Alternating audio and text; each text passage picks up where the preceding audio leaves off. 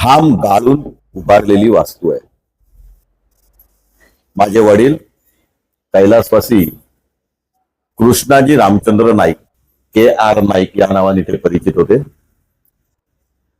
IAS म्हणून, सनदी अधिकारी म्हणून ते निवृत्त झाले. आयुष्यात एकही रुपया खाल्ला नाही आणि आयुष्यात एकही रुपया कोणाला खाऊन दिला नाही. पूर्ण तत्वासाठी जगलेला माणूस. पलीकडे शैलाताई आहेत. ही वस्ती तयार झाली आणि या चिखलामध्ये, या खारटामध्ये पहिलं घर म्हणजे ही वास्तू. यानंतर दत्ता पाटलांची वास्तू म्हणजे प्रमोद दादाची वास्तू उभी राहायला लागली आणि नंतर एक एक वास्तूला उभ्या राहायला लागल्या. 7 वर्षापूर्वी वडील गेले. परवाच त्याला 7 वर्ष पूर्ण झाली, 10 जुलैला. प्रामाणिकपणा इतका होता की राज्य करताना ते झेपायचे नाही. राज्य करताना कशाला,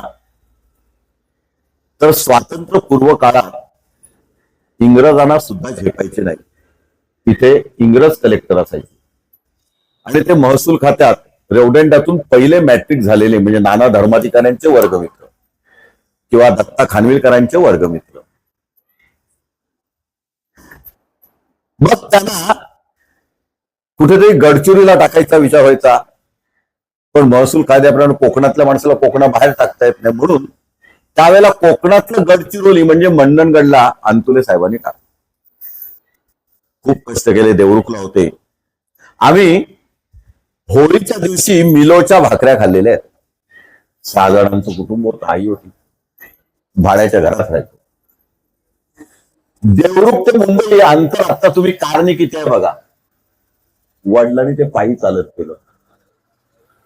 का, तर तहसीलदार असताना खिशात पैसे नसायचे, सस्पेंड होते. सस्पेंड का झाले, तर अंतुल्यांच्या गावात आंबेतला लेवी वसूल केली आणि रवींद्र राऊतांना ती आवडली नाही. रवींद्र राऊत तेव्हा जिल्हा परिषद सदस्य होते. विषय, मी लेखक का झालो. अशा खडतर परिस्थितीतून आम्ही जगत होतो. आम्ही वडिलांचा प्रामाणिकपणा बघत होतो. तहसीलदार असताना चांगलं काम केल्याचं बक्षीस म्हणून त्यांना सस्पेंड केलं होतं. पुढे ते जिंकले. पुढे IAS officer, promoted IAS officer झाले. रायगड जिल्ह्यातलं प्रायव्हेट फॉरेस्टचं सर्वात सुंदर काम ते करायचे. आजही त्यांची जजमेंट हायकोर्ट, सुप्रीम कोर्टात फिरली नाही. रोहा तालुक्याचं प्रायव्हेट फॉरेस्ट म्हणजे हेमंत गांगल वकील वगैरे यांचे जे संस्थानिक होते, त्यांची प्रायव्हेट फॉरेस्ट खाली जमीन घ्यायची जजमेंट त्यांच्या हस्ताक्षरात आहे. सगळं बघत होतं. निवृत्त झाले. हे घर इथे उभारलं गेलं. सिमेंटला पैसे नसायचे, कारण तिथे सिमेंटला तेव्हा माहित असेल परमिटवर सिमेंट होतं. आम्ही स्वतः स्लॅब टाकणं वगैरे काम करायचो, कारण अलिबागेत एकच कॉन्ट्रॅक्टर होता, कपूर मिस्त्री. आत्ताच्या मोगल खानावळीच्या बाजूला तो राहायचा. अलिबागेत स्लॅब टाकू शकेल एवढा एकच कॉन्ट्रॅक्टर, त्याच्याकडे पण काम करणं असायचं. मग आम्ही स्वतः ते घर बांधलं, म्हणून ते घर ते स्वर्गवास होईपर्यंत जपलं होतं. मुलं सर्व सुवर्ण पदक विजेते होती, राष्ट्रीय कीर्ती होती. पैसा नव्हता असं नाही, पण वडिलांच्या घराला हात लावायचा नाही म्हणून आम्ही पत्र्याच्या घरात राहतो. त्यांना 100 वर्ष जगायचं होतं. 58व्या वर्षी स्वर्गवास झाला.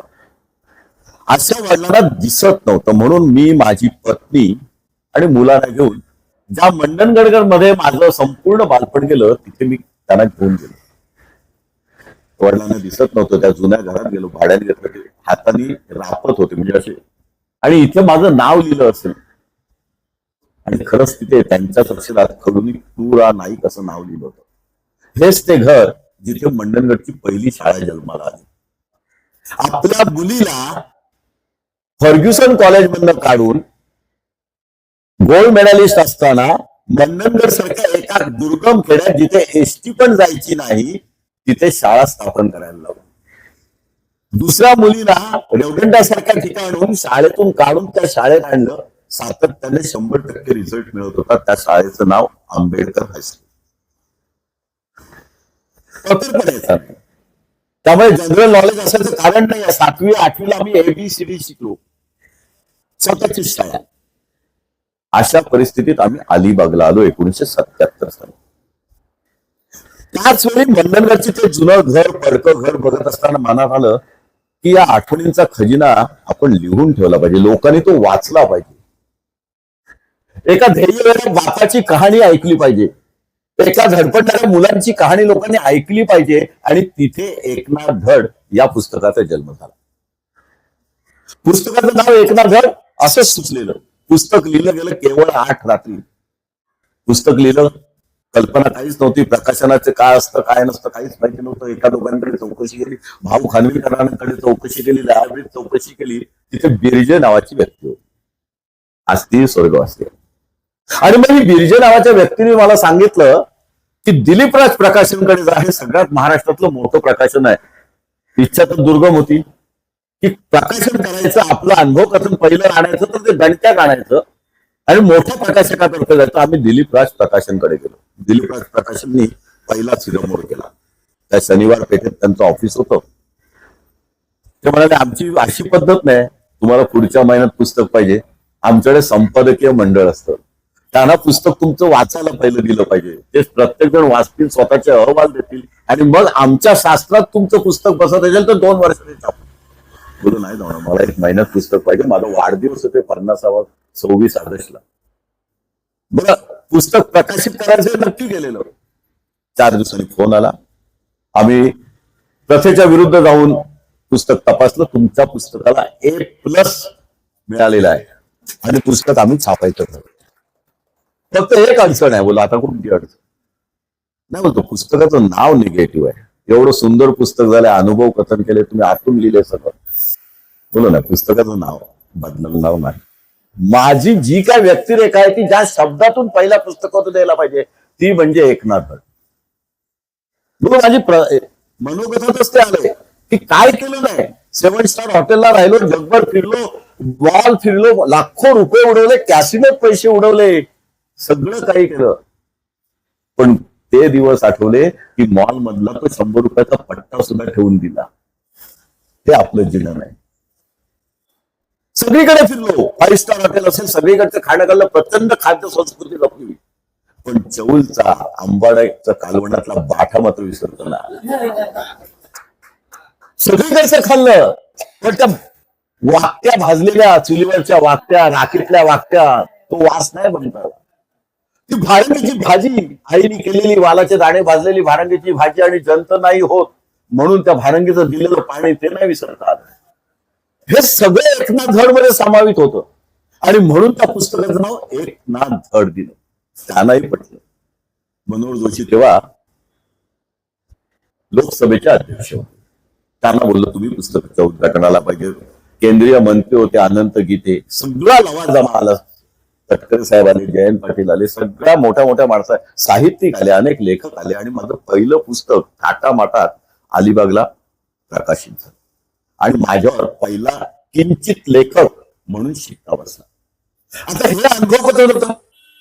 याच्यानंतर आलंय ते कथाकथन. पण त्या अनुभव कथल्याच्याच मार्गाने जाणार. मी काय बघितलं, मी काय शिकलो, पहिल्या पुस्तकात सगळं हेच होतं की आईने मुलीच्या डोक्यात वरवंटा घातला किंवा मुलाने आईचा खून केला. एका आईने 7 महिन्याच्या मुलीचं नरड दाबलं आणि दुसरा एका दंतमंजनाच्या कंपनीच्या मालकावर आरोप ठोकला. हे जे केस मधनं येणारे मानवी अनुभव होते ते पहिल्या पुस्तकात आले होते म्हणून ते लोकांना भावले.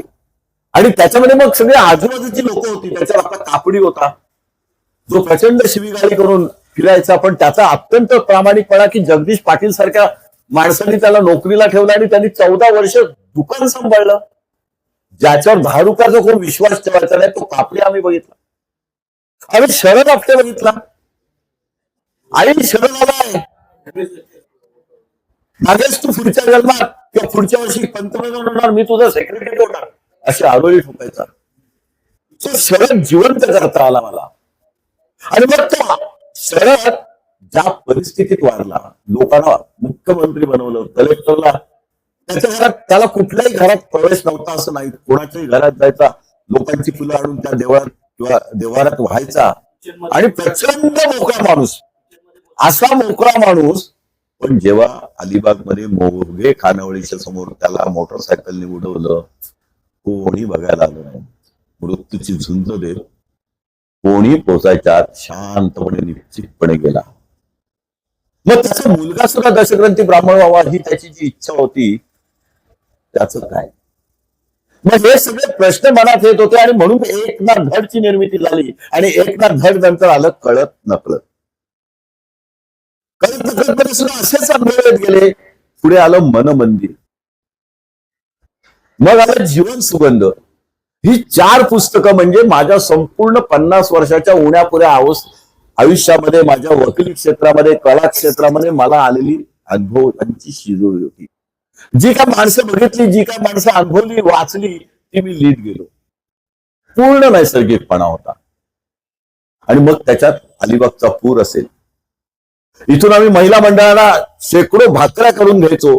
मोडक्या तोडक्या जीपनी तिकडे जायचो, जांभूळ पडायला जायचो. डोक्यावर ते हंडे घेऊन किंवा कपेली घेऊन त्याच्यात त्या भाकऱ्या आणि सगळं दशम्या घेऊन आम्ही वरती 3-3, 4-4 किलोमीटर माचीवर चढायचो. लोकांना ते अन्नदान करायचो.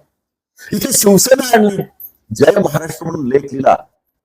त्या शिवसेनेसाठी लोकांनी जे रक्त वाहिलं, लोकांची कुटुंबाच्या कुटुंब उद्ध्वस्त झाली, तो सगळा लेख आला.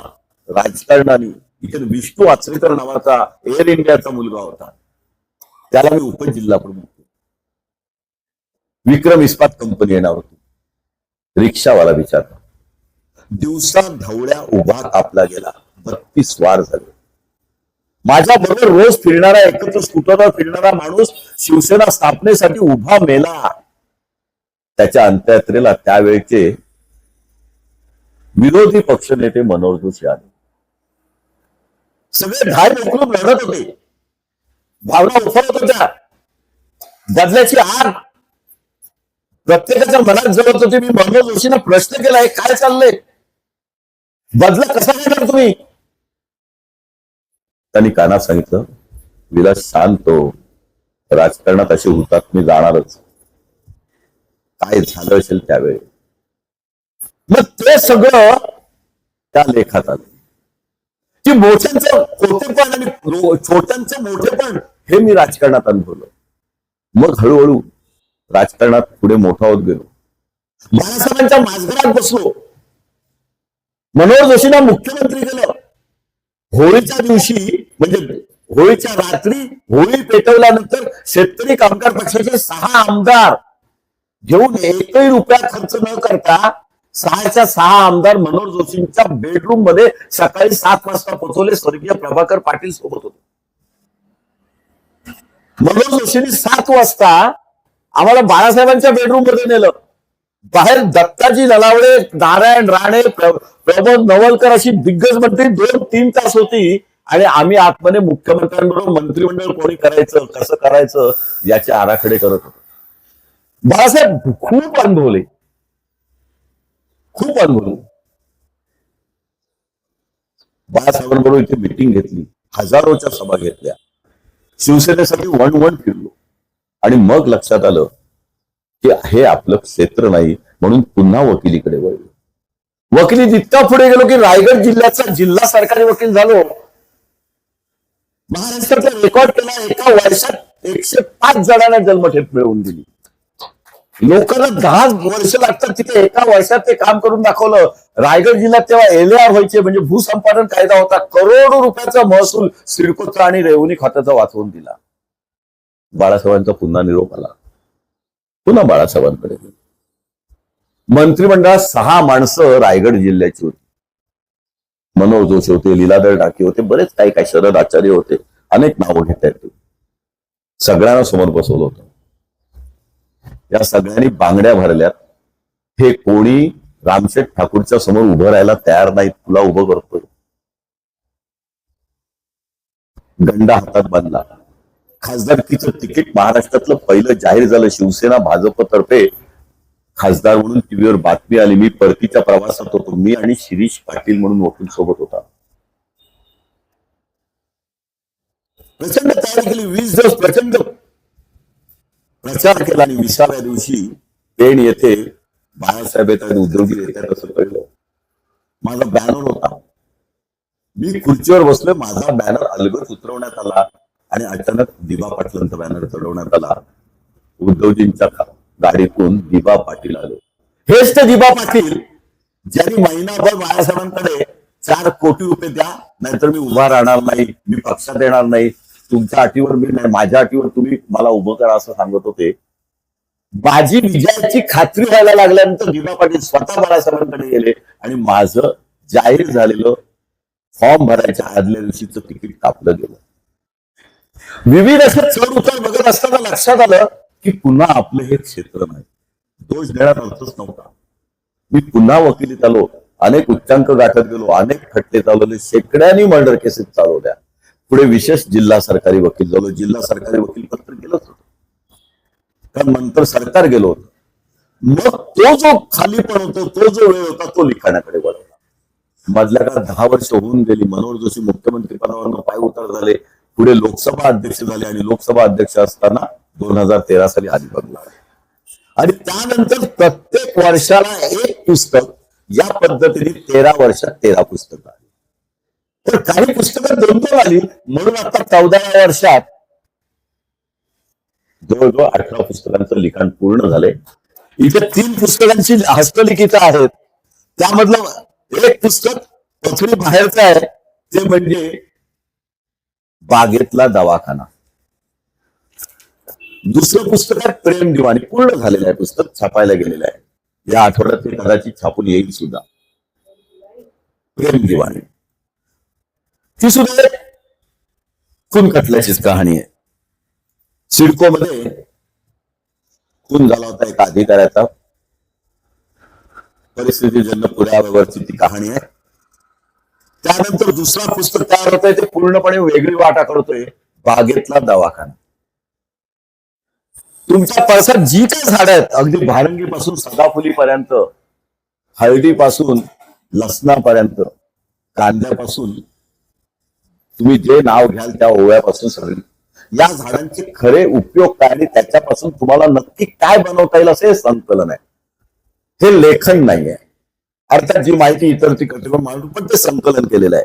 आणि त्याच्यानंतर एक पुस्तक आणखीन येते, ते म्हणजे सुपारी मर्डर. खूप मोठी कहाणी होती. अलिबागला खूप मोठा खटला गाजला होता. एका तरुणाने सुपारी घेतली आणि गोरेगावच्या एका हरिजन दाम्पत्याला पेट्रोल पंपाच्या वादावरून जाळून मारलं. आधी मारलं, उद्घाटनाला प्रमुख पाहुणे म्हणून नेलं, गाडीतच खून केला, आंबेडच्या खिंडीत त्याला टाकलं, पेट्रोल पंप मालकाकडनं पेट्रोल घेतलं, पेट्रोल पंप मालकाकडनं पैसे घेतलं, ते सुपारी घेतलं, ते जाळून टाकलं. सर्व आरोपी मिळाले. पेट्रोल पंपाच्या मालकाला पण आरोपी करण्यात आलं. ज्याने सुपारी घेतली त्या सतीश शिंदेला सुद्धा आरोपी करण्यात आलं. त्याला माफीचा साक्षीदार बनवायचं होतं, पण तो झाला नाही. मग त्याचं वकीलपत्र माझ्याकडे आलं. खून तर केला होता आणि प्रचंड राजकीय म्हणजे आरपीआयचं प्रचंड वातावरण निर्मिती तयार झाली होती. जन्मठेप तर होणारच होती, तरी त्यांनी विश्वास ठेवला माझ्यावर. या पठ्ठ्यानी जन्मठेप भोगली. त्याला जन्मठेप होणार होती, काही त्याच्यात नवल नाही. आम्ही प्रचंड प्रयत्न केला, जन्मठेप झाली, जन्मठेप भोगली. पण जन्मठेप भोगत असताना तो महाराष्ट्रातला एक उत्तम कवी झाला. जेलमधून त्यांनी 4 पदव्या, 2 पदव्युत्तर अभ्यासक्रम आणि 2 मास्टर डिग्री आणि 1 PhD पूर्ण केली. जवळजवळ वेगळे 4 डिप्लोमा तयार केले. पत्रकारितेचं शिक्षण घेतलं. जन्मठेप भोगून आल्यानंतर आज जिथे राजगुरू नगर आहे, खेड आहे, तिथे स्वतःचे शिक्षण संस्था चालू होते. अनेक पुरस्कार मिळाले. आता मानद सचिव, मानद पदवी पण त्याला मिळाली. LICचं खूप छान काम करतो आणि वाल्याचा वाल्मिकी झाला. त्याची ती कहाणी म्हणजे सुपारी मर्डर. सुंदर लिहितो, सुंदर कविता करतो आणि अनेक स्पर्धात गाजतो सतीश शिंदे. हे सर्व काहीतरी वेगळं होतं. आणि मग हे अनुभव लोकांनी वाचले पाहिजे. आणि मग याच बरोबर निरनिराळ्या खरुंकटल्यावर कादंबऱ्या येतो. त्यात 18 ही संख्या पूर्ण झाली, अजूनही होत राहील. पण या कादंबऱ्या म्हणजे बाबा कदम आणि सुहास शिरवळकर साहेबांच्या कादंबऱ्या नाही. त्याच्यात नाट्यमयता नक्की आहे, पण वास्तवाचं जाणीव सुद्धा आहे. खरा खटला कसा चालतो, आरोपींची मानसिकता काय असते, खून करताना त्यांची मानसिकता काय असते, गुन्ह्यापूर्वीची मानसिकता काय असते, पश्चाताप काय असतो, हे सगळं माझ्या एका कादंबरीतून वेगवेगळे विषय उलगडत जातात. म्हणून ते मराठी वाचकांना आवडतात. मग त्याचबरोबर आता नेटवरनं, अमेझॉनवरनं, फ्लिपकार्टवरनं अशा प्रकारे जर काय आपल्याला विक्री करता आली तर अशा पद्धतीने अलिबागचा एक साधा मंडणगड सारख्या एका मराठी शाळेत, प्राथमिक शाळेत, जिल्हा परिषदेच्या शाळेत, ज्याला इंग्रजीचं ओ की ठो माहिती नाही असा माणूस, तुमच्यातलाच हाडामाळाचा माणूस, तोमस सापचाच एक सदस्य, अशा प्रकारे जर 18 कादंबऱ्या लिहू शकत असेल आणि पुढे प्रवास चालू ठेवत असेल, तर तुम्ही सदस्य म्हणून पण प्रत्येक जण काहीतरी वेगळी कामगिरी नाट्य क्षेत्रात असेल, साहित्य क्षेत्रात असेल, कलाकार म्हणून असेल, करू शकता. अलिबाग तर कुठेही कमी नाही. अलिबागला साधनांची कमी नाही, कमी आहे ती फक्त अंगातल्या आळशी म्हणायची. त्यामुळे आपण कुठेतरी आता आत्मचिंतन केलं पाहिजे. कोमसापाची सभा म्हणजे मासिक सभा केवळ श्रद्धांजली वाहण्यासाठी, इतिवृत्त वाचण्यासाठी नाही. सावंतवाडीच्या माणसाला, दापोली केळशीच्या माणसाला ज्या सुविधा नाहीत त्या तुम्हाला आहेत. अलिबागचा इतिहास हा प्रकाशकांचा इतिहास आहे, मुद्रकांचा इतिहास आहे. अलिबागमध्ये त्या काळी बहुतेक कादंबऱ्या आणि बहुतेक दिवाळी अंक छापले जायचे. मग हा वारसा जपण्याची जबाबदारी तुमच्या आमच्यावर आहे. या गांभीर्याच्या भावनावरून माझ्या व्याख्यानाचा पहिला पाठ मी पूर्ण करतो. दुसरा विषय आहे, अर्थात माझ्या जवळचा चौलचा गेले 2-3 महिने सातत्याने मी त्याच्यावर लिहितो. चौल अगदी खेड, पावसाळ्यात जाता येत नाही, गुडघाभर चिखल, पाणी, माड असतील तर पाड्याला कोण पाडेकरी मिळत नाही, सुपाऱ्या असतील तर शेंडे गळून पडतात, सगळा नन्नाचा पाडा. बरं, चौलची व्यक्ती म्हटल्यावर तो जगातला सर्वात मोठा संशोधक असतो, त्याच्या एवढं कोणाला काही कळत नाही. बरं, तुम्हाला कुठल्याही विषयावर वाद घालायचा असेल तर चौलच्या व्यक्तीच्या जवळ जाऊन बसायचं, सगळं त्याला येत असतं, आउटपुट शून्य. हे ते चौल ज्याला 3200 वर्षाचा इतिहास आहे. हे ते चौल जे पुराणात गाजलेलं आहे. हेच ते चौल ज्याला सत्यनारायणाच्या पूजेत पोथीचा मान मिळाला, ते म्हणजे चंपावती नगरी. ही चंपावती नगरी जिची बहीण रेवती नगरी म्हणजे आजचं रेवदंड. रेवती कोण? तर बलरामांची बायको. श्रीकृष्ण बलराम यातल्या बायकोचं माहेर रेवती, त्याचं क्षेत्र म्हणजे रेवती नदी, ती रेवती नदीच्या किनारचं म्हणजे रेवती क्षेत्र आहे रेवदंड. काय नाही इथे, 3200 वर्षाचा इतिहास ज्ञात आहे, लिखित आहे, निर्णया प्रवास वर्णनात आहे, बकरीत आहे, पोथी पुराणात आहे, पुराणात आहे. अर्जुनाच्या पायात किडे पडले, बहिणीला दया आली, त्या पायातले किडे काढायला हिंगुळजा देवीवर अर्जुन गेला, तीही पांडवली. ज्याने 10 वर्षापूर्वी हिंगुळजा देवी बघितले, 20 वर्षापूर्वी हिंगुळजा देवी बघितले, त्या हिंगुळजा देवीच्या मंदिरापुढे अंगणात ते शिल्प होतं. गंडकी दगडातलं 1.5 फुटाचं ते शिल्प चोरीला गेलं, नतद्रष्टपणा चौलकरांचा. शेकडो वर्ष जे शिल्प उघड्यावर उन्हा पावसात होतं ते चोरीला जायचं का त्याच्याकडे बघायचं डेअरिंग व्हायचं नाही. चौलच्या माणसांचं डेअरिंग एवढं वाढलं की ते काही हजार रुपयासाठी ते विकलं गेलं असतं. चौलला सातखणी म्हणून एक भाग आहे, तिथे आम्ही भुयारात गेलो. अनेक ते गिर्यारोहक वगैरे आले होते. वायुविजनाची सोय आहे, 14 फूट खाली गेल्यानंतर वायुविजनाची सोय आहे. 1.5 माणूस उभा राहील एवढं ते भुयार आहे. म्हणजे ते कोर्ले किल्ल्यात जायचं. खरं खोटं कोणाला माहिती का? साधारण 100 फुटानंतर ते खोदता चाललं नाही, इतकं ते कठीण होतं. बाजूला सातखणी म्हणून बुरुज होता, 7 मजली वॉच टॉवर म्हणायचं, सेंट बार्बरा. मग ते 1980 साली श्री अंक निघायचा, साप्ताहिक असायचं, 11वी 12वीत होतो. आणि पहिला माझा लिखित लेख त्या श्री अंकात पौराणिक चौल या नावाने आला.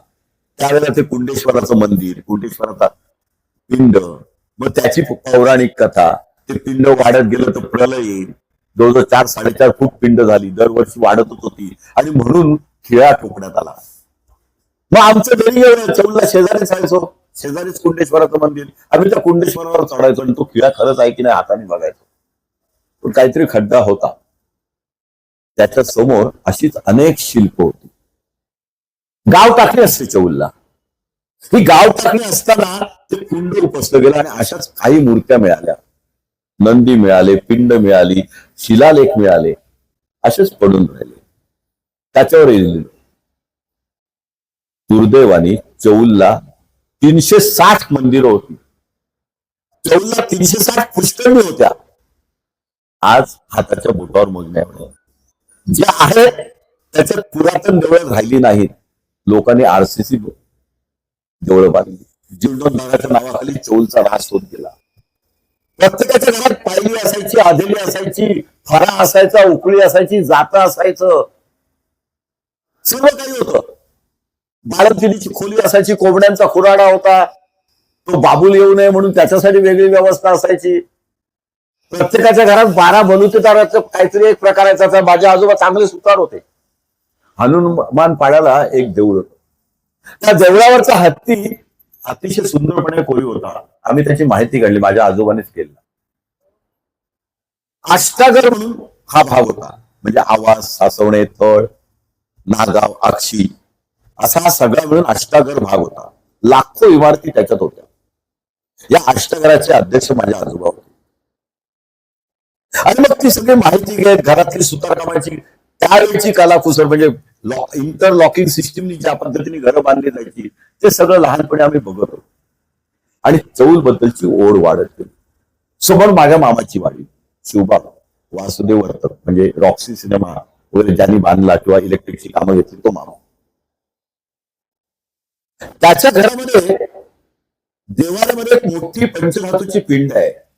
मग चौकशी केली की ही पिंड कशी आली. त्याने विहीर करताना 20 फुटाखाली ती पिंड मिळाली. हत्तीची हाडं मिळाली होती, मोठ्या मोठ्या कवठ्या मिळाल्या होत्या, यज्ञाची सामुग्री मिळाली होती. मग काशीला जाऊन ती उदक शांत वगैरे केली आणि त्या पिंडी आजही त्या घरात आहे.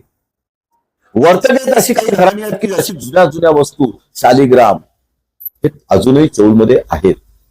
खूप प्रयत्न केला की ही जुनी घरं वाचवायचं, वाचवू शकलो नाही.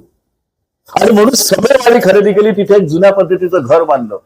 जे होतं ते दुरुस्त केलं. म्हणजे विक्रांतचे जे कॅप्टन होते समय, त्यांची वाडी मी विकत घेतली आणि तिथे घर बांधलं. तिथे वस्तू संग्रहालय करायचा प्रयत्न केला, अजूनही झालेला नाही. म्हणजे चौलचं साहित्य बघत असताना रायगड गॅझेट असेल, बॉम्बे गॅझेट असेल, बॉम्बे गॅझेटियर असेल, निरनिराळी अधिकारी दप्तरं असतील, दस्तऐवज असतील, कुलाबा गॅझेट असेल, आपल्याकडचे भास्कर झाटावकर त्यांनी काही लिखाण केलेलं असेल, आणि असे विविध प्रबंध, पुस्तकं, साहित्य हे जमवत गेलो. आणि त्याच्यावर मग फेसबुक, समाज माध्यमावर लिहित गेलो. AI ची मदत घेतली, गुगलची मदत घेतली आणि चौलचं संकलन हळूहळू होत गेलं.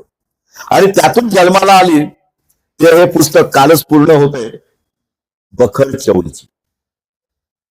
ही बखर चौलची मूळ कल्पना अशी आहे की चौलचा इतिहास तर मला तुम्हाला सांगायचा आहे. सांगायचा एवढ्यासाठी की जो पर्यटनामध्ये बिभत्सपणा आलेला आहे तो टाळण्यासाठी. चौलला हेरिटेज पर्यटन व्हावं. चौलचा वारसा काय आहे, सांस्कृतिक वारसा काय आहे तो लोकांना कळावा. चौल म्हणजे केवळ विकेंडचं फार्म हाऊस नाही. चौल म्हणजे केवळ स्विमिंग पूल नाही, विहिरी नाहीत, सुपारी, नारळ, जायफळाची झाडं नाहीत. तर हा चौलला 3500चा वारसा आहे, तो तुम्हाला कळला पाहिजे. लोकांना आता गॅझेट वाचायला वेळ नाही, म्हणून बकरीच्या स्वरूपात मी लिहितोय. बकर म्हणजे प्रत्यक्ष अनुभव केलेला इतिहासकार, तो त्याच्या शब्दात ते लिहित जातो. मग हा बकरकार किती वर्षाचा असला पाहिजे? निदान 1000 वर्षाचा. म्हणून तो कालपुरुष आहे. आणि तो कालपुरुष कोण? तर चौलला कधी गेला असाल तर दत्ताच्या डोंगरावर एक 400 वर्षापूर्वीचं झाड आहे, ज्याला आम्ही चोर चिंचेचं झाड म्हणतो, गोरख चिंचेचं झाड म्हणतो. आफ्रिकेतून आलेलं झाड. रायगड जिल्ह्यात इतर ठिकाणी आहे, पण चौलचं झाड सर्वात जुनं मानलं. या झाडाला मी कथा नायक बनवले. कथा सूत्रधार ते झाड. ते झाड म्हणजे पुराण पुरुष. ते झाड म्हणजे चौलचं प्रतीक. तो इतिहासकार त्यांनी दत्ताच्या डोंगरावरून 750 फुटावरनं संपूर्ण चौलचा हा इतिहास गेल्या हजारो वर्षाचा स्वतः अनुभवलाय, स्वतः पाहिलाय. त्यांनी पोर्तुगीज येताना बघितले, डच येताना बघितले, डच येताना पोर्तुगीजांनी त्यांचे काय हाल केले ते बघितले, पोर्तुगीजांना रेवदंडातून बाहेर काढताना काय हाल झाले ते बघितलेत, इंग्रजांनी केलेली चाल बघितले, शिवाजी महाराजांची एंट्री बघितले, संभाजी राजांनी बांधलेला छोटा किल्ला बघितलाय. त्यांनी सीतादेवीचं मंदिर उभं राहताना बघितलंय, सीतादेवीच्या मंदिराच्या पलीकडे हिंगुळजा देवीच्या मंदिराच्या पायथ्यापर्यंत म्हणजे आजच्या जे हनुमानपाडा किंवा गायचोळ आहे तिथपर्यंत चौलचं मंदिर होतं हे बघितलंय. आजची रेवदंडा खाडी म्हणजे चौल नाही. चौल हे खूप अर्थ होतं. चौलचं मुख्य आंतरराष्ट्रीय बंदर ज्याचा इजिप्तशी, चीनशी, अनेक देशांशी, इंडोनेशियाशी व्यापार होता, अफगाणिस्तानशी व्यापार होता, ते चौल बंदर आज जिथे सीतादेवी आहे त्याच्या पलीकडे होतं. त्या भागाला आज आपण भट्टी म्हणतो. आजही तिथे ते अवशेष बंदराचे, तिथे मोठ्या मोठ्या बोटी लागायच्या. बोटी मोठ्या म्हणजे किती, 300-400 माणसं आणणाऱ्या, सैन्य आणणाऱ्या, तोफा आणणाऱ्या बोटी. बोटीतून काय येत तसे घोडे अरबी येत होते. आणि इथून काय जात होतं तर चौलच्या रेशमाला भारतात एक नंबर होता. चौलच्या काशीच्या कामाला भारतात एक नंबर होता. ते काशीकर म्हणजे आजचे कथरी, ते आजचे पाचकडची लोक. चौलला अतिशय सुंदर सुतारकाम व्हायचं, ते एक्सपोर्ट व्हायचं. चौलला लाकड, चंदन एक्सपोर्ट व्हायचं. चौलचं तेल प्रसिद्ध होतं, चौलचं अत्तर प्रसिद्ध होतं. आणि बाहेरून सुद्धा चायनातून, विशेषतः चीन या देशातून आपल्याकडे खाद्यतेल यायचं. आणि मग जे चौलच्या आज प्रत्येकाच्या माडीवर फुटकी रांजणं दिसतात, जाताना मुद्दाम माझ्या दरवाजाच्या उजव्या हाताला बघा ओरिजिनल चीनची रांजणं आहेत.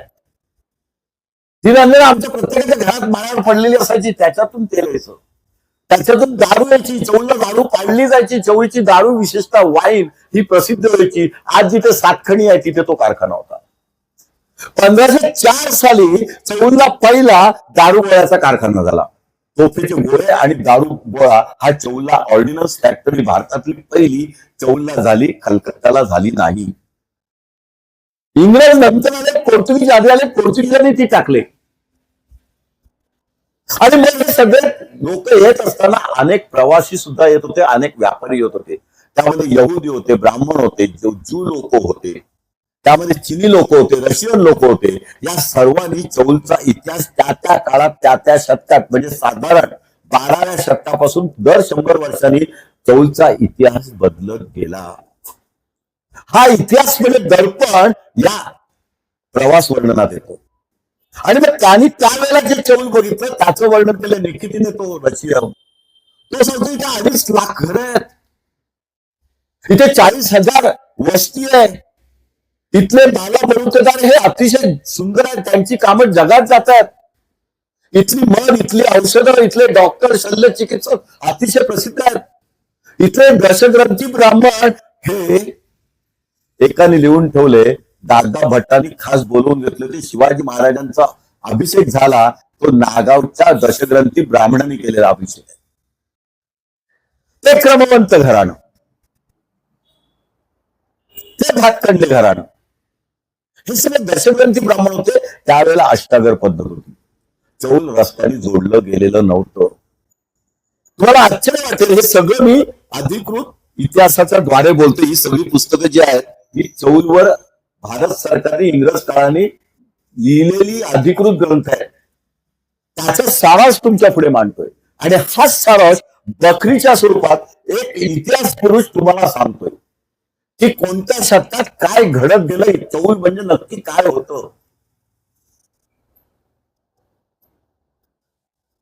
चौलला देवळं होती, प्रत्येक देवळाला इतिहास होता. चौलला आंतरराष्ट्रीय चर्च होती. तो चौलला 2दा येऊन गेलाय. त्याच्या स्वागताला कमानी बांधल्या, त्या दुर्दैवानी एसटीला आडव्या येतील म्हणून आता आपण पाडल्या. रेवदंडा किल्ल्याजवळची कमान. चौलचा किल्ला आधी अस्तित्वात होता. रेवदंडाचा किल्ला आगरकोट ज्याला म्हणतात तो नंतर अस्तित्वात आला. या किल्ल्याची भिंत 12 फूट जाडीची आहे. आज आपण तिचा वापर काय करतोय, रील्स बनवण्यासाठी आणि प्री वेडिंग साठी. किल्ल्याला आपण धगधग पडली का, तर बंगल्यावाला शॉर्टकट व्हावा म्हणून. आगरकोटमध्ये गावन खडीमध्ये किंवा 12 खडीमध्ये, मी जे 7 खडी म्हणतो, हे सगळी इमारतीची नावं आहेत.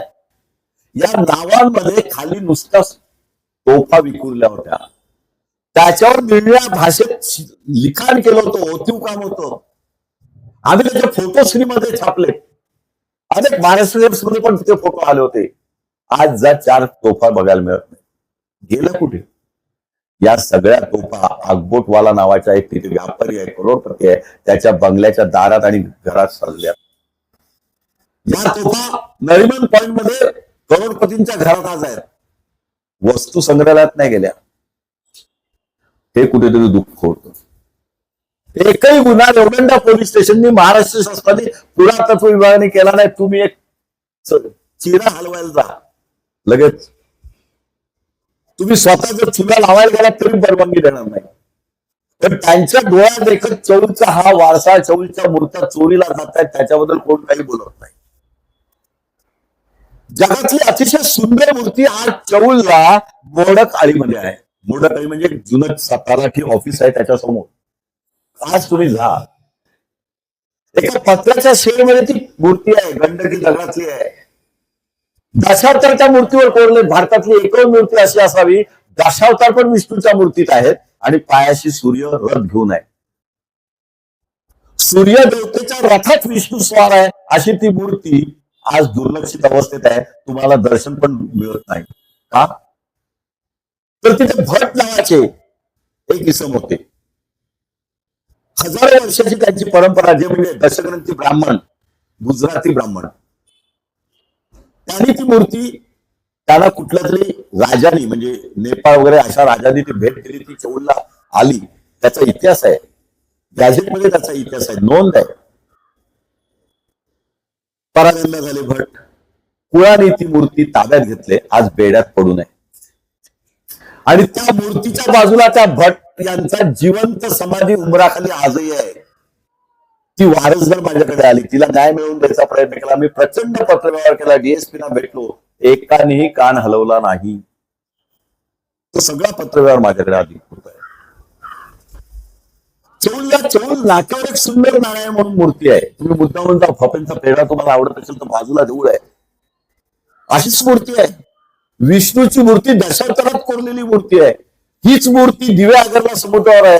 तिथे 30 लाख रुपये शासनाने दिले, सुनील तटकरेंनी दिले.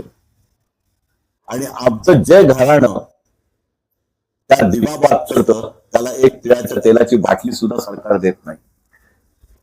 जबाबदारी कोणाची? चौकीकरांची नाही. जबाबदारी कोणाची? राज्य शासनाची नाही, आमदारांची, खासदारांची नाही. त्यांना बैलगाडीच्या शर्यती, कबड्डीचे सामने यायला तर वेळ नाही. क्रिकेटचा नंबर 1.5 कोटी खर्च करतात. मूर्तीच्या रक्षणासाठी जर काय केलं तर ते खरं समाजकार्य ठरेल. इथे 3रं साहित्य संमेलन होतं, श्रीना पेंडसे आलो होते. आम्ही त्यांच्या हस्ते आक्षी वर जो पहिला मराठीचा शिलालेख आहे त्याची पुनर्स्थापना केली. गटारातून तो बाहेर काढला. नंतर कबन नाईक वगैरे या मंडळींनी त्याचं आणखी चांगल्या पद्धतीने रक्षण केलंय. पण आजही तो उन्हातानात पडू नये. मराठीतलं पहिलं आद्याक्षर तारखेनिशी मराठी शुद्ध भाषेमध्ये लिहिलेला तो आद्यलेख आहे. श्रवण बळेगौळचा लेख हा मराठीतला आद्यलेख नाही. याच्यावर तारीख, शके सगळं आहे. दुसरा शिलालेख भीमेश्वराच्या पायरीवर पुरातन पुरलेला आहे. तो सुद्धा प्राकृत मराठीमध्ये आहे. त्या लोकांनी निदान तो पाळलाय. आम्ही आमच्या देवळाची लाकडं मुसलमानांना विकून भंगारमध्ये मोकळे पण झालो. चौलच्या प्रत्येक देवळाला इतिहास आहे. मग ती पद्मावती असेल, चंपावती असेल, सीतादेवी असेल, भगवती असेल, हिंगुळजा देवी असेल. हिंगुळजा देवीची मूळ मूर्ती पाकिस्तानमध्ये आज बलुचिस्तानात आहे. आणि ह्या मूर्तीचे पूजक म्हणजे भन्साळी लोक. हे भन्साळी लोक म्हणजे सिंध प्रांतातले मूळ लोक. ही भन्साळी लोक आजही पाकिस्तानात गेली कोण तर त्या हिंगुळजा देवीला जातात. नाहीतर दर पौष पौर्णिमेला चौलच्या हिंगुळजा देवीला येतात. मग हिंगुळजा माता, हिंगलजा माता, हिंगळज माता ह्या जो काय त्या मूर्तीवर कधी गेलात? त्या मूर्तीचा अंगार बघितला, डोळ्यातला अंगार बघितला, रुद्ररूप बघितलं. त्या मूर्तीच्या पाठीवर उभा बाण आहे. कधीतरी गेला तर मूर्तीच्या मागे जातो, उभा बाण बघा. तो भीमाने तिला मारला अशी आख्यायिका आहे. पुराणातली वांगी पुराणात असतील, पण आपल्या प्रत्येक मूर्तीला एक इतिहास आहे. आज ज्या काही 25-30 मूर्त्या चौलमध्ये शिल्लक आहेत, त्याचं जतन कोणी करायचं आणि पर्यटकांना या मूर्त्यांकडे, या जुन्या वास्तूंकडे कोणी आणायचं, हे खालीचं काम आपल्याला करायचं. म्हणून ही बखर चौल चंपावतीची. चौल एक हमामखाना म्हणून आहे. हमामखाना म्हणजे आंघोळीचं स्नानगृह. बाहेरून येणारे राजे महाराजे किंवा त्यांच्या लेडीज वेळेनुसार तिथे राहायचे. सीतादेवीच्या मागच्या बाजूला म्हणजे गोळबादेवीच्या गल्लीत तो हमामखाना आहे. भारतातला एकमेव हमामखाना असा आहे की जमिनीच्या लेवलला नळ नसताना पाणी यायचं 8 फुटावरनं पडायचं, कारंजे उडायचे 8 फूट. प्रत्येक कोनाड्यातून कारंजे होते, प्रत्येक कोनाड्यात दिवा लावला जायचा, दिवा विझायचा नाही, अशा प्रकारे वाढलीचे नाही. पण आतमध्ये मात्र एसीची हवा. आजही तुम्ही जा, ती रचना बघा, बहामनी पंथातली ती केलेली रचना आहे. आणि मग या हमामखान्याचा वापर आज काय करतो आपण? एक खारकर नावाचे लोक आहेत, माडबीड तोडतात, वासे काढतात, ते वासे विकतात आणि त्याचा स्टॉक रूम म्हणून हमामखान्याचा वापर करतो. बाहेर काय पुरातत्व खात्याचा एक निळा बोर्ड आहे. या हमामखान्याजवळच डेक्कन कॉलेजच्या संशोधकांनी म्हणजे पुरातत्व विभागाने उत्खनन केलं. ते पण या पुस्तकात येणार आहे, आलेलं आहे. 14 फूट ते खोल गेले. प्रत्येक फुटावर वेगवेगळी संस्कृती त्यांना मिळाली. काही फुटावर आफ्रिकन लोकांच्या स्कल्स मिळाल्या. त्याला कार्बन डेटिंग वगैरे शास्त्रीय सगळा प्रकार असतो, तो त्यांनी केलाय. त्याप्रमाणे त्या बरोबर 400 वर्षापूर्वीच्या 500 वर्षापूर्वीच्या आफ्रिकन लोक, हपकी लोक जेव्हा म्हणजे सिद्धीची लोक जेव्हा आक्रमण करून आली, तेव्हा चुने कोळीवाड्यात हल्ला झालेला. आजचा चुने कोळीवाडा आहे, तिथे मोठं ते लढाई झाली. अर्थात प्रेत तिथे पुरली गेली. ती मोठ्या कुबड्या म्हणजे ज्याला कवठ्या मिळतात त्या मिळाल्या, त्या दातांची वगैरे परिचय झाली. तिथे बांगडीचा कारखाना मिळाला. तिथे अनेक अशा वस्तू मिळाल्या की ज्या इथे आता बघायला सुद्धा मिळत नाहीत. आणि त्या सगळ्या तुम्हाला आता मुंबईच्या वस्तू संग्रहालयात, त्याच्या डेक्कन कॉलेजच्या वस्तू संग्रहालयात बघायला मिळतात. त्याचं सगळं दस्तऐवज आपल्याकडे उपलब्ध आहे. चौलला पाटीलवाडी आहे. या पाटीलवाडीमध्ये 45 फूट लांब लचक एक विटेचं बांधकाम मिळालं.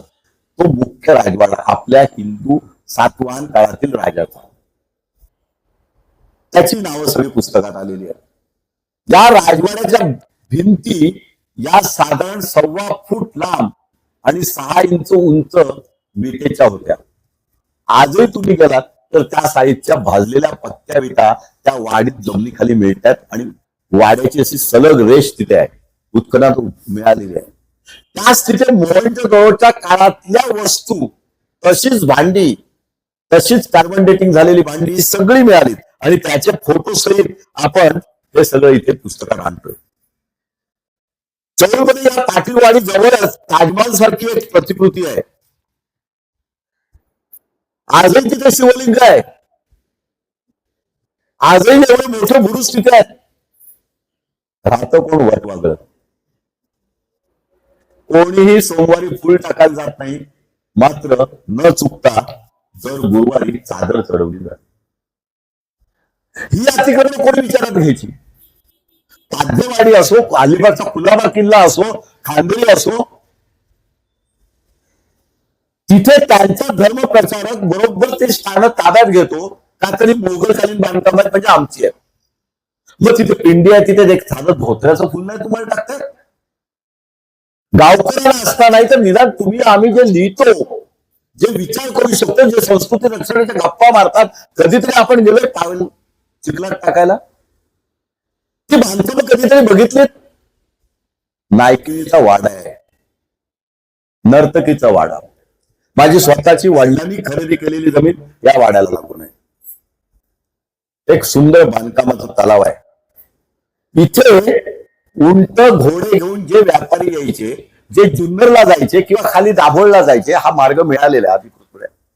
त्यावेळेचा मार्ग जमिनीखाली मिळालेला आहे. हरणे बंदरात पण मिळालाय. तुम्ही कधी हरणेला गेलात तर हरणे बंदर बघा. हरणे गावापासून 3 किलोमीटर आत आपण गेलो होतो. तिथे शेताळीचे बंदर सापडले. आज तिथे नाले आहेत, पण त्या काळी ती खाडी होती आणि संपूर्ण गोल आकाराचे चिरे म्हणजे जांभळ्या तगडाचे बंधारे तिथे म्हणजे बोटी लागतील असे बंधारे ज्याला नांगर टाकायची व्यवस्था असे सगळं मिळाले ते चौलला जोडलेलं होतं. जुन्नर मार्ग होता, आपला व्यापार जुन्नर मार्ग पण चालायचा. हे सगळं लिखित स्वरूपात इकडे तिकडे उपलब्ध आहे. ते एकत्र करण्याचं काम ही चौलची बखर करते. या नर्तकीच्या वाड्यात सुद्धा अतिशय सुंदर 2 वेगवेगळ्या पद्धतीच्या रचना आहेत. तिथे नमाज पडायची जागा सुद्धा आहे. माझा आता एक एपिसोड ब्रॉडकास्ट सुद्धा त्याच्यावर नाही होऊ मोगल कालीनची आहेच, पण हा एक गेस्ट हाऊस म्हणून प्रकार होता जिथे येणारे पथिक लोक व्यापारी लोक राहायचे. चौलमध्ये अशा आणखीनही काही बांधकाम आहेत ज्याच्यामध्ये तुम्ही जर गेलात तर रेवदंडा किल्ल्याजवळ एक मॉमेडियन फॅमिली राहते. ते कुळ आहेत त्याचे, त्यांची मुलं आता आहेत. अबू शेठ लंबाते असं त्यांचं नाव आहे. त्यांच्या वाडीत इतके प्रकार मिळत आहेत, पण लोक काय करतायत की चौलचा हा वारसा जर लोकांना कळला तर आपली वाडी सरकार ऍक्वायर करेल या भीतीने लोक मिळालेल्या वस्तू नाश करतात. मी सभेवाडी घेतली, विहीर खाणाला घेतली. विहीर एक अस्तित्वात होती, बाजूच्या प्लॉटमध्ये विहीर खाणाला घेतली. तिथे खूप नलिका मिळाल्या. म्हणजे आजच्या ज्या रिंग वेल आहेत 4 फूट रुंदीच्या रिंग वेल मिळायला सुरुवात झाली. एकावर एक रचलेला रिंग वेल. आम्ही त्याचे फोटो काढले. कृष्णमध्ये बरंच मोठं लेखनाला लिहिली. तिथे रांजण मिळतात. हे रांजण कसले म्हणून आम्ही डेक्कन कॉलेजकडे गेलो. तर डेक्कन कॉलेजवाल्यांनी सांगितलं हे रांजण म्हणजे त्यावेळेला जवापासून चौलची दारू प्रसिद्ध असायची आणि ती एक्सपोर्ट व्हायची. हे रांजण सीलबंद करून जमिनीखाली पुरले जायचे 2 कारणाने. एक तर 1-2 वर्षापेक्षा जास्त ते कुजवायला लागतात, डिस्टलाइज करायला लागतात म्हणून ते तसेच जमिनीत राहिले. म्हणून चौलच्या विहिरी खणताना घराची बांधकामं करताना हे रांजण सापडतात. चौलला अनेक धातू सापडतात. चौलचं वर्णन दिव्या आगरला जो ताम्रपट मिळाला त्या ताम्रपटात आहे. तो भारतातला पहिला ताम्रपट मानला जातो. चौलचं वर्णन घारापुरीच्या शिलालेखात आहे. चौलचं वर्णन जुन्नर जवळ जी लेणी मिळाली त्याच्यात आहे. मग हे चौलचं जे संपूर्ण वर्णन होतं हे कुठेतरी आलं पाहिजे म्हणून तो आपण इतिहास लिहायला गेला. मात्र तो आपण बकरीच्या स्वरूपात गेला. मित्रांनो तुम्हाला सांगतो चौलचं हे 40वे नाव आहे. चंपावती आणि चौली 2च तुम्हाला नावं माहिती आहेत. इतरांना जे अभ्यासक आहेत त्यांना माहिती असेल, पण चौलला अनेक नावं. चौलला 40 साम्राज्य झाली. चौल 40 वेळा पूर्ण नामशेष केलं गेलं म्हणजे जमीनदोस्त केलं. प्रत्येक घर जाळलं गेलं. या सगळ्या इतिहासाच्या नोंदी रायगड गॅझेटमध्ये आहेत. कोणत्या साली चौल कोणी हल्ला केला, ते नष्ट केलं. कारण मोगल यायचे हिंदू संस्कृती नष्ट करायचे, पोर्तुगीज यायचे मोगल संस्कृती नष्ट करायचे आणि मग ती नष्ट करण्याच्या नादात चौल प्रत्येक वेळेला तुटत गेलं, भग्नावशतेत गेलं आणि मग चौलमध्ये बागायतदार वर्ग आला. तो हा चौकरची समाज. हा मूळ महिकावतीची बकर बघितली तर त्या बिंब राजाचे वंशज. बिंब राजा हा असा मोडून आला. त्या सैन्यातून गुजरात मार्गे आलेले जे लोक होते ते पालघरमध्ये राहिले, वसईमध्ये गेले, किनाऱ्यावर पसरत श्रीवर्धन आणि रत्नागिरीतल्या केळशी पर्यंत गेले. मग त्यांचे चौकळशी आणि पाचकळशी असे 2 भाग झाले. मग व्यवसाय बदलत गेले. आता हा संपूर्ण इतिहास आहे तो या बकरीमध्ये येतो. म्हणजे केवळ इतिहासाचे दाखले नाही तर समाज जीवन, लोकजीवन, इथली बांधकामं याच्यावर येतं. चेबुला, सैमूर, तैमूर अशी अनेक नावं चौल लावून. चौलला रेवती क्षेत्राची बलरामची आख्यायिका तर आहेच, पण सातवाहन काळापासूनचा इतिहास लिखित स्वरूपात आहे. चौलला सर्वात जास्त मोठा व्यापार हा अरब आणि चिनी लोकांनी केला. सातवाहन काळ म्हणजे इसवी सन पूर्व 2रं शतक. जवळजवळ आजपासूनचा ही 2600 वर्ष आणि 2800 वर्ष. या 2800 वर्षापूर्वीचा पहिला लिखित इतिहास चौलचा ग्रंथात सापडतो. आणि या 2ऱ्या शतकातच गौतमी पुत्र सातकर्णी हा इथे सर्वात मोठा राजा होऊन गेला. हे एक व्यापारी बंदर होतं. मुद्दाम काही रेफरन्स आहेत ते वाचतोय. रोमन साम्राज्याशी आपण खूप मोठा व्यापार केला. मसाले, कापड, सुपारी, नारळ यांची खूप मोठ्या प्रमाणात आपण निर्यात केली आणि नहपान याच्या विरुद्ध विजयामुळे कोकणावरील सातवाहन सत्ता दृढ झाली. म्हणजे आता हा दुसरा तिसऱ्या शतकात आपण सातवाहन काळात आलोय आणि इथे चौल खऱ्या अर्थाने समृद्ध झालं. जो चौलचं सुवर्ण युग मानलं जायचं ते हा सातवाहन काळ. त्याच्यानंतर पुढे अनेक प्रवासी चौलला आले, व्यापाराच्या दृष्टीने आले, केवळ प्रवास करायला आले. त्यातले काही प्रवासी ज्या लिखाणाचा बेस आहे किंवा संपूर्ण इंग्रज सरकारने 1860च्या दरम्यान जे पहिलं बॉम्बे गॅझेटेड काढलं ज्याच्यात चौलवर 30 पानं लिहिली. तेव्हा मुंबई हे बंदर तेव्हा अस्तित्वात नव्हतं. जेव्हा चौल जगाशी व्यापार करत होतं त्या 15व्या शतकापर्यंत मुंबईला काळं कुत्र सुद्धा नव्हतं. मुंबई अस्तित्वात होतं पण वाहतूक बंदर घारापुरी होतं. त्या घारापुरीला आता सगळे पुराण वस्तू मिळतात आणि पोर्तुगीज इथून नष्ट होत झाले. पोर्तुगीजांच्या ताब्यात मुंबई गेलं. मुंबईला पोर्तुगीजांनी त्यांच्या जावयासाठी जे आंदण दिलं ते इंग्रजांचं बेट आणि मग मुंबईची सगळी बेटं जोडली गेली आणि मग चौलचा व्यापार मुंबईला सरकला. मुख्य कारण चौलचं बंदर नष्ट होत गेलं.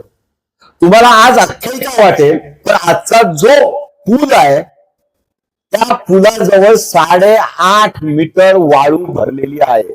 इतिहासाचे दाखले आहेत. हा सर्वे झालाय.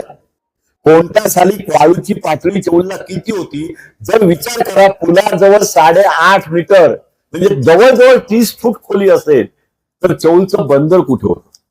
म्हणून ते बंदर सीतादेवी किंवा गोळबादेवी जवळ होतं. आता याच इथे पेरिक प्लस ग्रंथात चौलचा उल्लेख टॉलेमीने केलेला आहे. हा टॉलेमीनी अल मसुदी या माणसाने सुद्धा चौलचा उल्लेख मोठ्या प्रमाणात आपल्या ग्रंथात केलाय. अल गुरुनी या माणसाने आणि अफानासी निकितीन या रशियन माणसाने स्वर्गीय दत्ता पाटलांनी त्यांचं स्मारक आपण रौडंडा हायस्कूलमध्ये केलेलं आहे. रशियाचे राजदूत वगैरे सगळे त्यावेळेला आले होते. त्यांनी चौलचं सर्वात जास्त वर्णन केले आणि एक चिनी प्रवासी युआन सिल यांनी सुद्धा चौलचं वर्णन अतिशय चांगलं केले. तुमच्या 6वीच्या धड्यात किंवा 7वीच्या धड्यात पाठीवर ते लाकडी घेतलेला जो होता त्याचा एक संपूर्ण चॅप्टर चौलमध्ये आहे. तो चौलमध्ये 29 दिवस राहिलेला आहे. रायगडावर जेव्हा राज्याभिषेक झाला तेव्हा इंग्रज राजदूत जो होता तो येताना चौलमध्ये जवळजवळ 3 महिने राहिलेला आहे.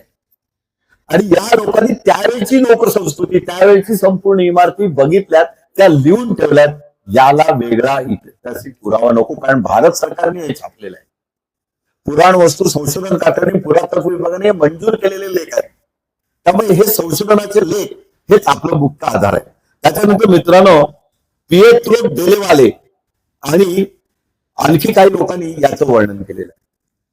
त्याच्यानंतर शिलाहार राजे आणि यादव काळात सुरू झालेला आहे. या यादव काळात बहामनी आले, निजामशाही आली आणि निजामशाही आल्यानंतर आणि बहामनी आल्यानंतर हिंदू राष्ट्र नष्ट होत चौल रेवदंडा हे अस्तित्वात नाही. अप्पर चौल आणि लोअर चौल हेच त्यावेळेला आहेत. रेवदंडा हे नाव अस्तित्वात नाही. किल्ला आहे चौलला, तटबंदी आहे चौलला आणि मग हे बहामनी लोक आले, निजामशाही लोक आले आणि त्यांना आपलं बंदर विकास करण्यासाठी म्हणून नीव रखली गेली ती रेवदंड्याची. पण निजामशाही काही फार काळ टिकली नाही आणि मग पोर्तुगीज काळ सुरू झाला आणि पोर्तुगीजांना हे बंदर सुरत पासून कालिकत पर्यंत वास्को द गामा जेव्हा आला तेव्हा सगळ्यात सुरक्षित बंदर हे चौल होतं. कारण चौलला समोर कोरलेचा किल्ला होता. तो किल्ला तेव्हा नव्हता, तेव्हा डोंगर होता आणि म्हणून हा आदरकोट बांधला गेला आणि तो पोर्तुगीजांनी बांधलाय. पोर्तुगीजांनी बांधलेला हा किल्ल्यामध्ये सातखणी आणि इतर सगळे भाग होते आणि नंतर येतो तो मराठा काळ. पोर्तुगीजांचा अस्त झाला, इंग्रज नुकते झाले होते पण शिवाजी महाराजांचा राज्याभिषेक झाला होता आणि मग शिवाजी महाराजांच्या राज्याभिषेकाच्या वेळेला इथल्या ब्राह्मण समाजाने खूप मोठं काम केलंय. मग तो प्रवासी चौलला आलाय. त्याच्या पाठोपाठ मराठा सत्ता ही चौलला चंचू प्रवेश करायला लागली. मुळात त्यावेळेला सुद्धा हिंदू आहेत. अख्ख्या जगातले ख्रिस्ती आलेले आहेत. जगातले ख्रिस्ती लोक आले. तिथे ख्रिस्ती कॉलेज आहेत. चौलला मोठी मोठी चर्च आहेत, हॉस्पिटल्स आहेत. या सगळ्याचा उल्लेख पूर्णपणे अक्षर शेकांशा सहित रायगड गॅझेटमध्ये आहे. कोणाला इंटरेस्ट असेल तर डोंगरे हॉलमध्ये एक कॉपी आहे, माझी स्वतःची कॉपी कृषी हॉलमध्ये राहिली, ती अजून मला मिळाली नाही, पण मी सीडीद्वारे ते सगळं प्राप्त केलंय. तर ह्या इंग्रज काळामध्ये शिवाजी महाराजांचा चंचू प्रवेश होतो आणि किल्ल्याची दुरुस्ती होते, त्याला आपण छोटा किल्ला म्हणतो. आज जर शितारवीकडे तुम्ही जात असाल तर डाव्या हाताला एक मोठं बांधकाम दिसतं, ते बांधकामाची नीव किंवा ते बांधकाम दुरुस्त करायचं काम शिवाजी महाराजांनी केलं. दुर्दैवाने शिवाजी महाराज इकडे लक्ष देऊ शकले नाही, कारण ते दुसऱ्या स्वारीला गेले आणि त्यातच त्यांचं नंतर रायगडावर निधन झालं. संभाजी राजांनी मात्र चौलचं महत्व जाणलं आणि हा चौलला पुन्हा किल्ला बांधला पाहिजे म्हणून संभाजी महाराज स्वतः येऊन चौलला राहिले आणि किल्ला बांधकाम सुरू केलं.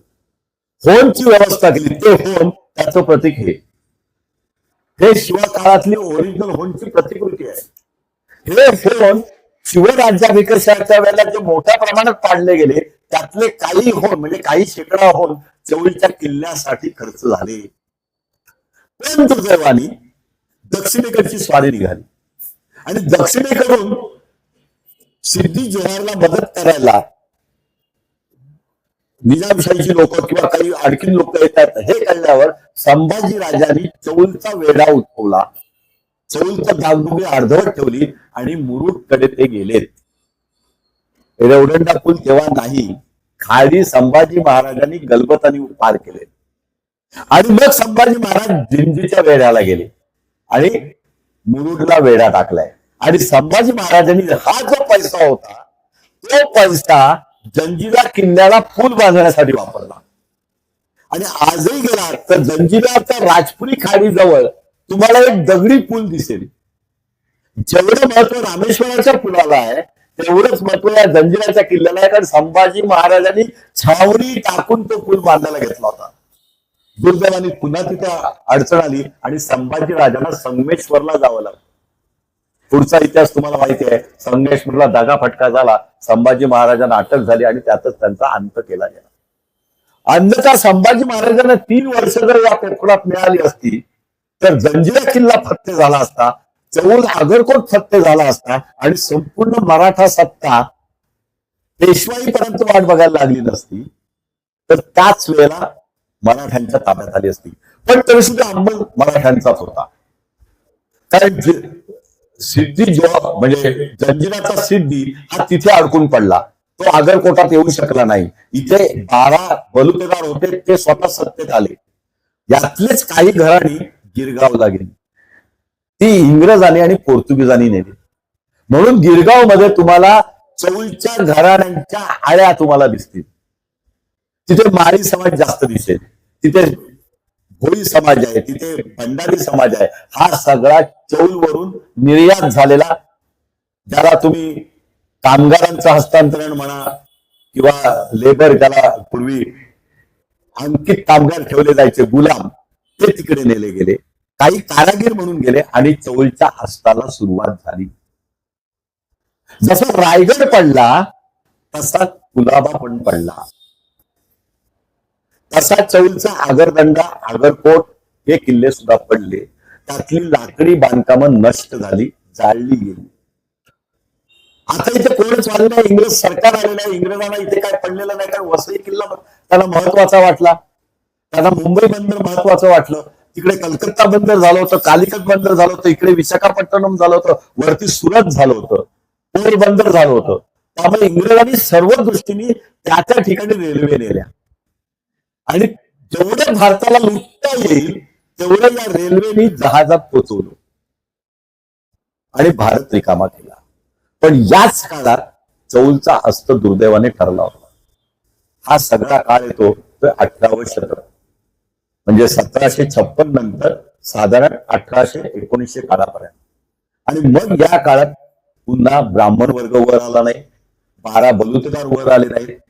चौलच्या आळ्या नद्या झाल्या. नद्या झाल्या म्हणजे चौलला जो झाडं सुपारीची लागवड सुरू झाली होती ती झाडं वर राहिली आणि खाडीकडे जाणारं पाणी वेगाने जायचं, प्रचंड पाऊस पडायचा आणि या आळ्यातून ते पाणी जायचं. त्यामुळे प्रत्येक आळीला नदीचं रूप यायला लागलं.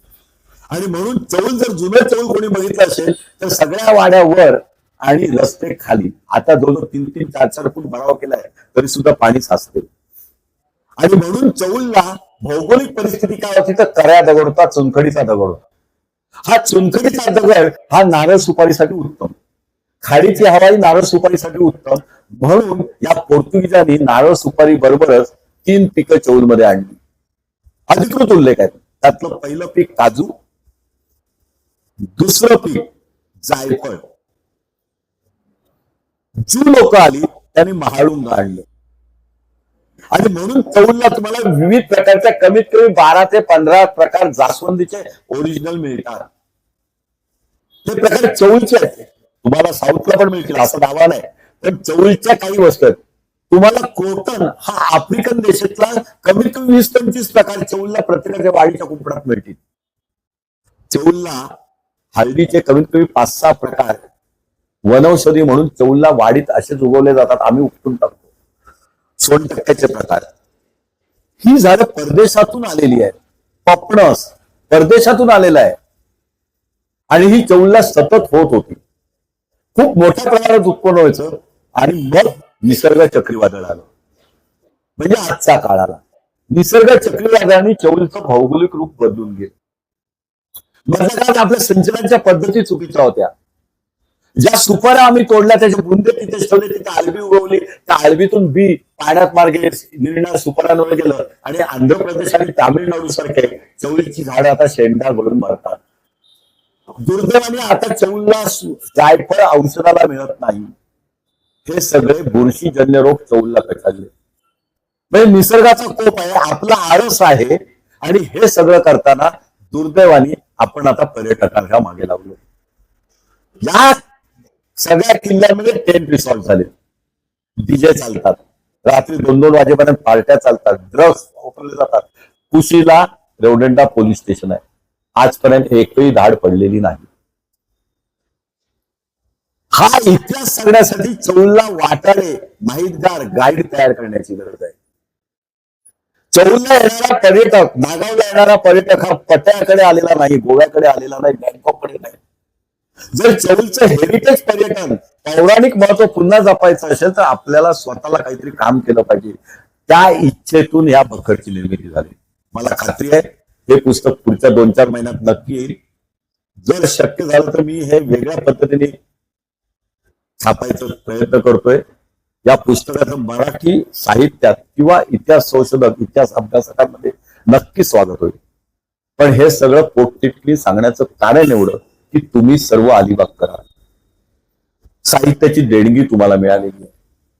या पुस्तकाची जाहिरात अजिबात करू नका. पण चौलचा ठेवा हा जपला पाहिजे याच्यासाठी प्रत्येकाने योगदान करा. जेवढे शक्य असेल तेवढी लोकजागृती करा. चौलला एखादं चांगलं आपल्या संस्था आहे, त्या संस्थांतर्फे एक वस्तू संग्रहालय तयार व्हायला पाहिजे. प्रत्येकाच्या वाडीत, प्रत्येकाच्या घरात, प्रत्येकाच्या व्यवहारात दुर्मिळ वस्तू आहेत. अँटिक वस्तूंचा खजिना चौल आहे. तो खजिना सगळा भंगारवाल्यांकडे किंवा कामतांकडे मोडीमध्ये चाललाय. खूप उशीर झालाय. पण जो काही 10% खजिना आहे त्यामध्ये खूप मोठं वस्तू संग्रहालय आंतरराष्ट्रीय दर्जाचं होऊ शकतं. हे त्याचं काम नाही. एका संस्थेचं पण काम नाही. शासनाचं काम आहे, शासनाला वेळ नाही. आमदार खासदारांचं काम आहे, त्यांना याला महत्व द्यावंसं वाटणार नाही. म्हणून आपण सगळ्यांनी एकत्र येण्याची गरज आहे. तुम्ही हे जेव्हा पुस्तक वाचाल तेव्हा यातला एक एक इतिहास पान तुम्हाला रडवल्याशिवाय राहणार नाही. की आपण कोणत्या वैभवाचा वारसा घेऊन जगतोय आणि आपण किती कपाळ करंट हे जाणवे. या भावनेतून या वास्तूत तुम्ही आलाय. म्हणून मी तुम्हाला सांगितलं की या वास्तूचं पावित्र्य एक वेगळं आहे. या वास्तूमध्ये तुम्ही आलात, तुम्ही ऐकलं, तुम्हाला जर याची जाणीव झाली तर ते सफल होईल. हे योगदान केवळ त्याच्यासाठी आहे. तुम्ही आज इथे आलात, तुमचे मनापासून आभार. धन्यवाद. जय हिंद, जय महाराष्ट्र.